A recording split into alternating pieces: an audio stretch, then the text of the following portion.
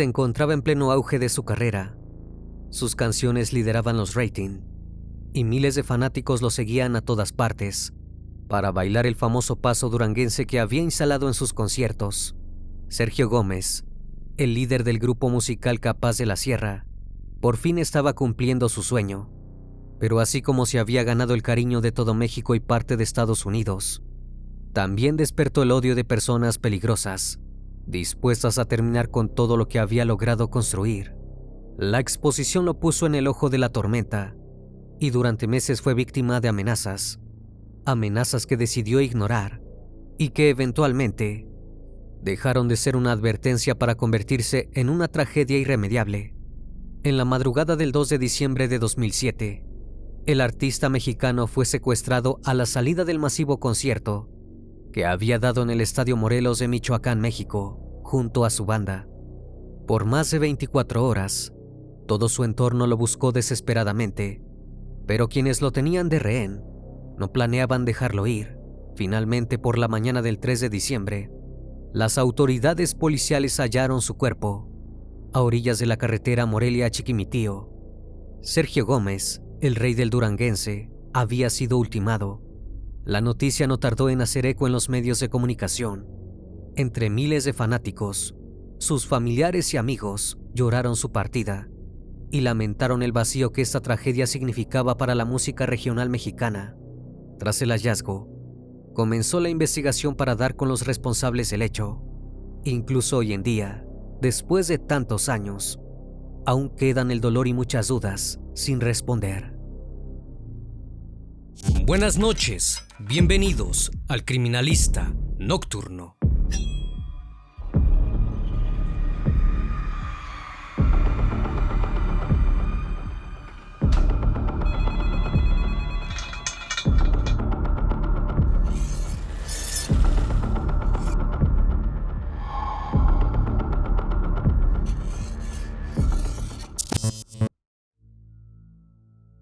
Paulo Sergio Gómez Sánchez nació el 2 de junio de 1973 en Ciudad Hidalgo, Michoacán, México. Fue el tercero de los 5 hijos que tuvo el matrimonio entre Baldomero Gómez y María del Carmen Sánchez. Su infancia estuvo marcada por las dificultades económicas que tenía su familia, pero eso no le impidió ser un niño alegre y sonriente. Su refugio era la música, por la que había sentido un interés especial desde el principio. Quien influyó en su acercamiento hacia los instrumentos fue su padre, ya que era integrante del grupo musical regional llamado Happy Boys. Desde entonces, Sergio comenzó a soñar con seguir los pasos de su máximo referente, pero a diferencia de él, anhelaba convertirse en un artista reconocido a niveles más masivos. Con el correr de los años, empezó a explorar dentro de la música tradicional mexicana, sintiéndose más atraído por los sonidos del norteño y las baladas románticas, pero el amor que tenía por la música no siempre le era retribuido y con frecuencia debía enfrentarse al dilema de seguir su pasión o encontrar un empleo para ayudar a su familia. Mientras decidía qué hacer con su futuro, se dedicó a ofrecer espectáculos en fiestas privadas y eventos pequeños. Fue en esa época que, además de disfrutar de lo que más le gustaba hacer, conoció a Felicitas, una joven que lo enamoró. La relación que nació entre ellos fue tan intensa que a poco tiempo de conocerse, decidieron contraer matrimonio a pesar de que todavía eran muy jóvenes. Acompañado por su esposa, Sergio decidió tomar las riendas de su futuro. Ya no estaba dispuesto a postergar su sueño. En los años 90, la idea del sueño americano llevó a la pareja a tomar la decisión de dejar atrás su tierra y emigrar a Estados Unidos para probar suerte. La ciudad de Chicago fue el destino que eligieron para instalarse, ya que allí se había formado una gran comunidad latina en la que podrían apoyarse. Una vez en la ciudad, Sergio fue construyendo vínculos con otros músicos locales que compartían su misma pasión. Comenzó a trabajar como asistente de sonido de la banda Horóscopos de Durango. Más tarde tuvo la oportunidad de cantar de manera profesional por primera vez. Lo hizo dentro del grupo musical Montes de Durango, donde además conoció a Rafael Solís y Armando Rodríguez, con quienes luego llevó a cabo el mayor de sus sueños. Hacia finales de 2002, fundaron la banda Capaz de la Sierra, un grupo musical que rápidamente destacó por su estilo único. Dentro del subgénero de la música regional mexicana, el movimiento duranguense, pronto las canciones de Sergio y su grupo empezaron a resonar en todo México y en una gran parte de Estados Unidos. Artistas de renombre comenzaron a colaborar con ellos y pasaron a ser uno de los grupos más cotizados y aclamados dentro de la industria. Pero así como llegaron el éxito y la popularidad, también aparecieron las consecuencias de la fama. Los primeros conflictos que se presentaron giraron en torno a la organización y convivencia de la banda. Como líder y fundador del grupo musical, Sergio era el único propietario de los derechos del grupo y de la marca Capaz de la Sierra, lo que le daba control total sobre las ganancias y las decisiones financieras. Esta situación generó tensiones con algunos integrantes, quienes sentían que no recibían una parte equitativa de los beneficios económicos. Además, su posición dentro de la banda y su actitud dominante hacía que en muchas ocasiones él fuera el único con el poder de tomar decisiones artísticas y administrativas, llevando a que otros miembros que deseaban tener una mayor influencia en la dirección del grupo sintieran rencor hacia Sergio. La convivencia dentro de Capaz de la Sierra se tornó cada vez más tensa y finalmente, en mayo de 2007, tras dar un último concierto, la banda se separó. Aunque lejos de solucionar los problemas, esta decisión llevó a una serie de conflictos posteriores. La decepción que los fanáticos sintieron tras enterarse de la disolución del grupo llevó a Sergio a prometerles que continuaría haciendo música, pero la manera en la que decidió hacerlo fue un tanto polémica. El cantante mexicano formó una nueva banda, a la que volvió a nombrar como Capaz de la Sierra, pero esta vez se unió a otros músicos. Los exintegrantes expresaron su malestar en la justicia, presentaron una demanda donde denunciaban a Sergio por utilizar la marca de la que ellos también habían sido parte. Tras varios meses de disputa, llegaron a un acuerdo en el que se habilitaba a Sergio a conservar los derechos de la marca, con la condición de que utilizara otros arreglos sobre las canciones, un acuerdo que Sergio no respetó y que provocó una vez más tensiones entre exmiembros del grupo. A pesar de todo, no se detuvo el avance en su carrera y continuó presentándose en todas partes del país junto a su nueva banda, pero no sabía que el peligro estaba siguiendo sus pasos. El 1 de diciembre de 2007, Capaz de la Sierra llegó a Morelia, Michoacán, para dar un recital ante 40,000 personas en el Estadio Morelos. Todo indicaba que esa noche tendría lugar una de las celebraciones más trascendentes de su carrera. Sin embargo, ese día Sergio llegó escoltado por personal de seguridad que había contratado para la ocasión. Esto resultaba extraño entre sus compañeros, ya que nunca antes lo había hecho. Además, para sumar extrañeza a la situación, la actitud de Sergio era un tanto alarmante. La simpatía y el buen humor que lo caracterizaban no estaban presentes aquel día. Por el contrario, se le notaba más nervioso de lo normal. Nadie se atrevía a preguntarle, previo al show, qué era lo que le inquietaba. Pero no hizo falta. Minutos antes de subir al escenario, Sergio se acercó a su compañero Humberto Durán y en un acto de complicidad le confesó que se sentía raro, pero que no le importaba si su destino era fallecer pronto, porque si lo hacía, estaría feliz de haber llevado a Capaz de la Sierra a lo más alto del éxito. Después de compartir esos extraños dichos, los miembros de la banda subieron al escenario liderados por Sergio y dieron uno de los espectáculos más emblemáticos de su carrera, sin imaginar que sería ni más ni menos que el último. Aquella noche Sergio cantó sus éxitos como si nada lo inquietara, y su público disfrutó junto a él. Cuando las luces se apagaron, dando por concluido el show, los fanáticos se retiraron y los músicos permanecieron en el lugar mientras desarmaban los equipos. Al día siguiente tenían otra presentación en Puerto Vallarta, por lo que tenían previsto viajar durante la madrugada. Se organizaron en 3 camionetas. En una viajaba Sergio, junto a 2 amigos, Víctor Hugo Sánchez y Javier Rivera, y en los vehículos restantes, los demás miembros de la banda. Emprendieron el recorrido alrededor de las 3 de la madrugada, con rumbo a su próximo destino. Pero cuando apenas habían hecho unos pocos kilómetros, vivieron una de las experiencias más terroríficas de sus vidas. Una caravana de aproximadamente 10 camionetas los alcanzó y los acorraló, sin dejarles otra alternativa que detenerse en el medio de la carretera. De los vehículos bajaron varios hombres armados con escopetas y se pasearon uno a uno por las camionetas hasta que dieron con su objetivo. Cuando estuvieron frente a Sergio, se apropiaron a la fuerza de la camioneta que viajaba el cantante y los llevaron secuestrados. Los capás de la sierra, que quedaron varados en el camino, vieron toda la secuencia sin entender qué estaba pasando. Cuando lograron salir del estado de shock, se pusieron de acuerdo para evitar involucrar a las autoridades policiales, porque temían que ese grupo de delincuentes volviera para tomar represalias contra ellos. Prefirieron esperar a que los secuestradores los contactaran para pedirles un rescate, pero esa llamada no llegó. Las horas pasaban, las noticias eran nulas, y la desesperación empezaba a apoderarse de todos. La situación fue aún peor cuando los acompañantes de Sergio fueron liberados, pero él seguía en manos de sus captores. Aunque quisieron mantener el secreto, aquel intento fue en vano.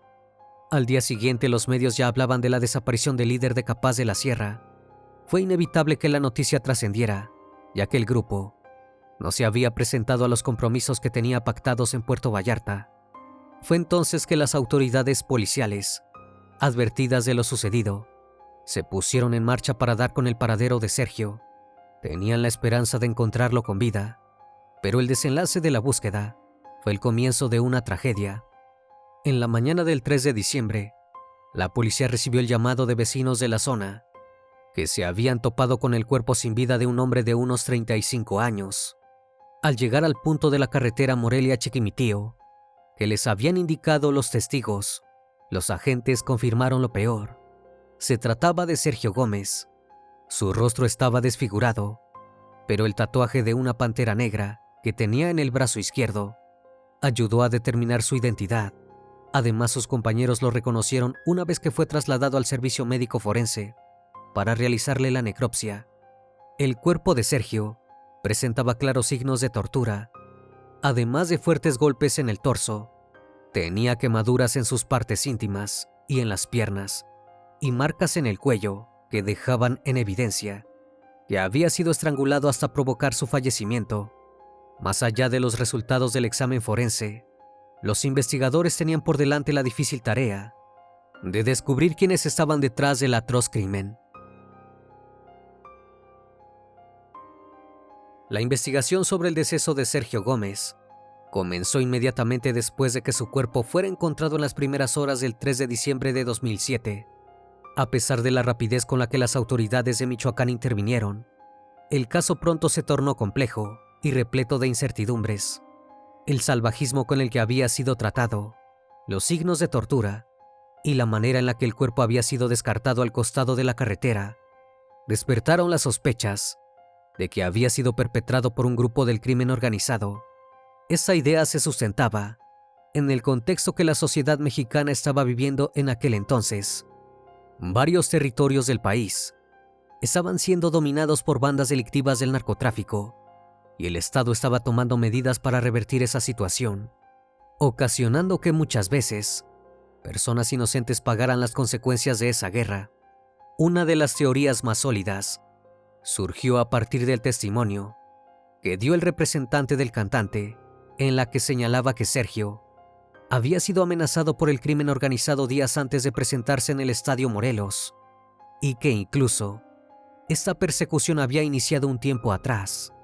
Según su confesión, Capaz de la Sierra había cancelado un concierto en Michoacán un año antes, después de que Sergio se negara a pagar el derecho de piso que exigían los delincuentes locales para permitir que la banda se presentara. Al negarse, Sergio habría desafiado abiertamente a uno de los carteles más peligrosos de la región, lo que pudo haber incitado su trágico final. Se supo además que Sergio ignoró la nueva amenaza que recibió antes del 1 de diciembre, porque prefirió priorizar el compromiso que había asumido con sus fanáticos. En esa misma línea, se consideró la responsabilidad de la familia michoacana, uno de los carteles más influyentes de aquel estado en ese momento. Se especulaba que el líder del cártel, Nazario Moreno González, alias El Chayo, había ordenado el asesinato de Sergio como venganza por una supuesta relación del cantante con el cártel rival, los Zetas. Según los rumores, Capaz de la Sierra había ofrecido un show privado para los Zetas, lo que habría enfurecido a la familia michoacana. A pesar de las insistentes negativas del grupo, que declaró públicamente que nunca había tenido relación con un grupo criminal, la teoría persistió en los medios y entre los seguidores. Otra de las hipótesis que surgió tuvo que ver con las características que presentaba el cuerpo de Sergio al momento de su hallazgo. Según los investigadores, las quemaduras en sus partes respondían a un método de tortura que utilizaban los cárteles para enviar mensajes relacionados con infidelidades. Los rumores sugerían que Sergio había mantenido una relación extramatrimonial con una joven que asistía frecuentemente a sus conciertos. Esta relación, de la cual Sergio había sido advertido por sus compañeros de banda, habría desatado la ira y el deseo de venganza del novio de la mujer, un narcotraficante influyente en Michoacán. Por fuera del crimen organizado, también se habló de teorías que responsabilizaban al entorno cercano de Sergio. Resultaba difícil ignorar las tensiones que habían existido en el pasado dentro de Capaz de la Sierra, los problemas financieros, los derechos de la banda y los desacuerdos sobre la dirección artística eran motivos válidos para considerar sospechosos a sus excompañeros del grupo musical. Por último, aunque menos creíble, una de las hipótesis sugería que Felicitas Gómez, la esposa de Sergio, estaba involucrada en el asesinato de su marido. Según los rumores, Felicitas había descubierto la supuesta relación extramatrimonial de Sergio, lo que la llevó a tomar cartas en el asunto. Pero esa teoría nunca tuvo mucho peso entre los investigadores, sino que más bien fue alimentada por algunos medios sensacionalistas y fanáticos intrigados por los detalles de la vida privada de Sergio. Las teorías eran demasiadas y las certezas nulas. A pesar de todos los esfuerzos, los investigadores no lograron recolectar los indicios necesarios para dar con los responsables y condenarlos ante la justicia. Pero 2 años más tarde, la historia cambió. En 2009, un importante avance dio un giro a la investigación, confirmando lo que muchos ya temían. La familia michoacana estaba detrás del crimen. La gran pista que ayudó a esclarecer el asesinato de Sergio Gómez llegó gracias a la colaboración de 2 exintegrantes de la organización delictiva. A cambio de beneficios legales, ambos ofrecieron información detallada sobre el crimen, que sacudió al mundo del espectáculo y que durante años había dejado a los investigadores sin respuestas claras. Según sus declaraciones, el asesinato había sido orquestado por el líder de la familia michoacana, Nazario Moreno González, conocido como El Chayo, y ejecutado por uno de sus más temidos sicarios, Arnoldo Rueda, alias La Minsa. Ambos eran buscados por la justicia por el largo historial de delitos que cargaban. Los testimonios de los exnarcotraficantes por fin confirmaron que Sergio había sido víctima de una represalia del cártel, pero nunca esclarecieron cuál había sido el verdadero motivo. Lo que sí era una certeza era que la familia michoacana era conocida por su violencia extrema y su control sobre la región, imponiendo reglas a los habitantes y exigiendo sobornos a quienes deseaban realizar actividades en sus territorios. Para los líderes del cártel, cualquier acto de desafío era tomado como una ofensa personal, y Sergio, al parecer, había terminado en su lista negra por ignorar sus amenazas. Ese mismo año, las autoridades policiales lograron un importante golpe contra la familia michoacana. Arnoldo Rueda fue detenido en Michoacán, pero lejos de frenar la ola de crímenes bajo su autoría, fue el inicio de una guerra sangrienta. La captura de La Minsa enfureció a la banda a la que pertenecía, quienes optaron por responder con más violencia de la que acostumbraban a actuar. La familia michoacana lanzó una serie de ataques en Morelia y otras ciudades del estado, con el objetivo de desestabilizar a las fuerzas y forzar la liberación de su sicario. Armados con granadas y rifles de asalto, arremetieron contra instalaciones policiales y gubernamentales, dejando un saldo de decenas de agentes heridos y varias personas sin vida. El gobierno de México intensificó sus esfuerzos para desmantelar a la organización criminal, pero la guerra entre las fuerzas y el cartel llegó a prolongarse durante varios años. Finalmente la Minsa fue extraditado a Estados Unidos en 2018, donde enfrentó cargos por narcotráfico y lavado de dinero, recibiendo la condena de 43 años de prisión y una multa de $5 millones. Aunque la sentencia fue celebrada como una victoria ante la lucha contra el crimen organizado, para la familia de Sergio Gómez y sus seguidores, la justicia aún se sentía incompleta, ya que su asesino estaba cumpliendo condena por otros delitos, pero nunca enfrentó cargos específicos por el asesinato de Sergio. Con respecto al autor intelectual del crimen y líder de la familia michoacana, el Chayo Moreno González, también fue buscado por las autoridades y en 2010 corrió la noticia de que había fallecido durante un enfrentamiento con la Armada de México, aunque nunca se pudo comprobar la veracidad de esos rumores, porque aparentemente sus cómplices retiraron su cuerpo antes de que las autoridades pudieran hacer el levantamiento. La falta de un cuerpo dio lugar a pensar que el Chayo había fingido su fallecimiento para continuar operando bajo una nueva identidad, pero en 2014 finalmente se confirmó su deceso en otro enfrentamiento con las fuerzas federales, poniendo fin a años de especulaciones. El 12 de diciembre de 2007, los restos de Sergio Gómez fueron sepultados en el cementerio West Ridge Park de Indianápolis, donde llevaba años viviendo junto a su familia. Antes del adiós definitivo, familiares, amigos y seguidores de Ciudad Hidalgo, su ciudad natal, se acercaron a despedirlo en el conmovedor funeral que se celebró en su honor. A pesar del dolor que dejó su partida, fue un momento de celebración de su vida y, sobre todo, de su carrera artística. Al ritmo de sus canciones, los fanáticos despidieron a su ídolo. Aunque a 17 años de su asesinato, la impunidad sigue siendo una herida abierta. El recuerdo que prevalece sobre Sergio Gómez es el de su carisma, su alegría y sobre todo su música. Su legado artístico permanece vivo en las canciones duranguenses y confirma que, a pesar de haber tenido una carrera corta, su calidad de artista fue capaz de atravesar la arbitrariedad del tiempo. Una vez más, estimado público, agradezco su compañía. Gracias por acompañarme en esta nueva transmisión. Recuerden que pueden seguirme en redes sociales. Actualmente me encuentro en Facebook, Twitter, Instagram, TikTok y también en Spotify. Si el caso de hoy te pareció interesante e informativo, te pido me regales un like o un comentario sobre la transmisión de esta noche. Me despido de ustedes, no sin antes agradecerles su compañía, y recuerden, si aún no estás suscrito, te hago la cordial invitación a que lo hagas y formes parte de esa gran comunidad. Eso es El Criminalista Nocturno. Hasta la próxima emisión. Buenas noches.